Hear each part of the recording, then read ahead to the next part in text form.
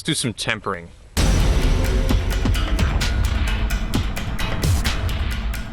So I've got my cousin's blade. Just got to get the tip fixed.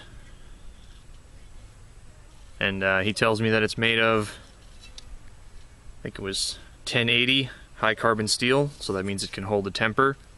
So that's going to be my project for today.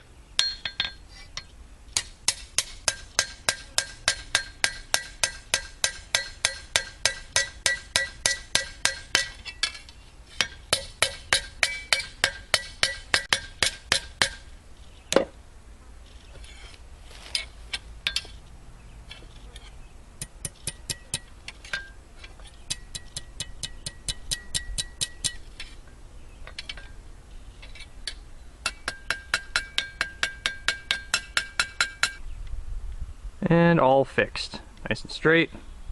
Back to normal. Next up, gotta fire up the old forge. Got my own homemade blast forge here. And grass is kind of taking over a little bit, but got my air tube on the bottom there that'll hook a leaf blower up to. Fill her with charcoal, and we'll get started.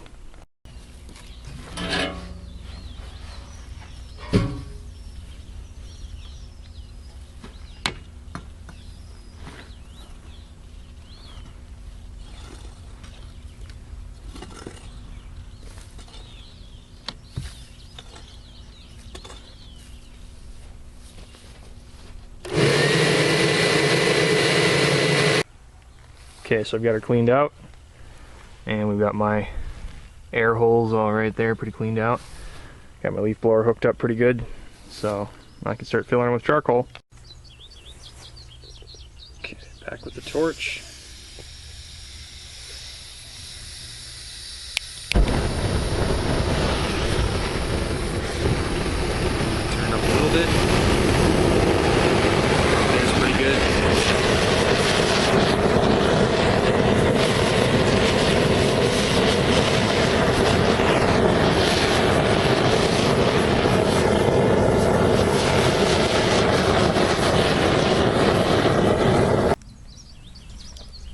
Alright, so it's been going for a while now, but it's just not going along fast enough for my taste, so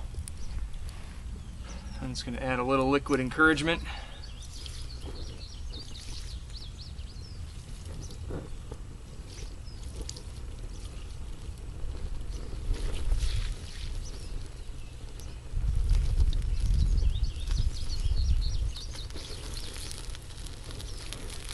And I'll go ahead and stoke it a couple times.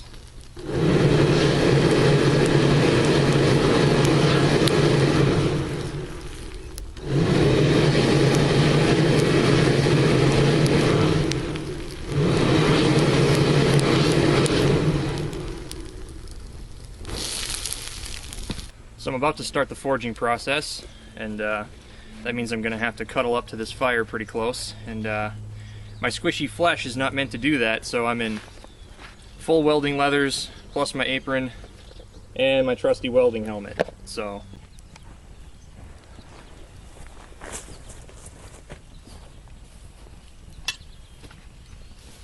okay, so I'm gonna get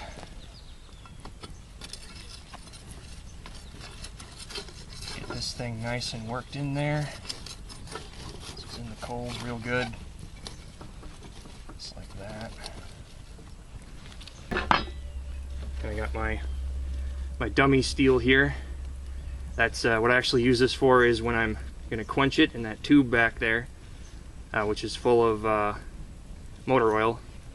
You have to heat the oil first, so I just take this piece of dummy steel and just kind of set it on top of there, and I'll throw that in the oil to get it hot here a couple times over the next few minutes. So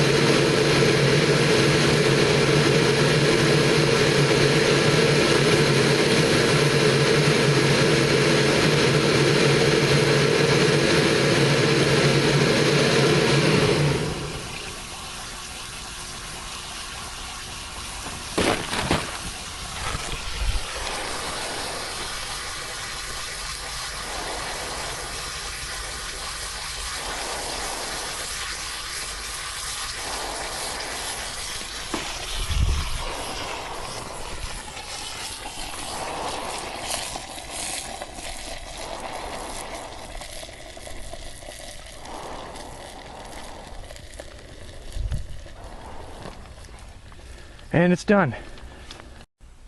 And by done, I mean the quenching process is done.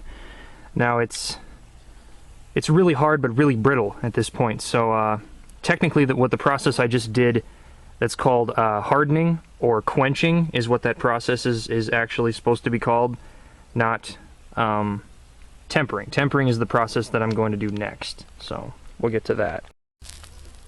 Okay, so basically I just have to put it back in the coals once it's fully cooled down, and I'll have to go grab my heat gun here and keep an eye on it. Okay, so I'm back with my heat gun. Special thanks to Drew for hooking me up with this, by the way, a good while ago. And I'll give it a shot here. You see it's actually way above where I want it to be, but it's not going to make that big of a difference. In fact, with this particular thing, since I don't want it to snap under any circumstances, I'm just going to go ahead and soak it at a little bit higher heat than I normally would.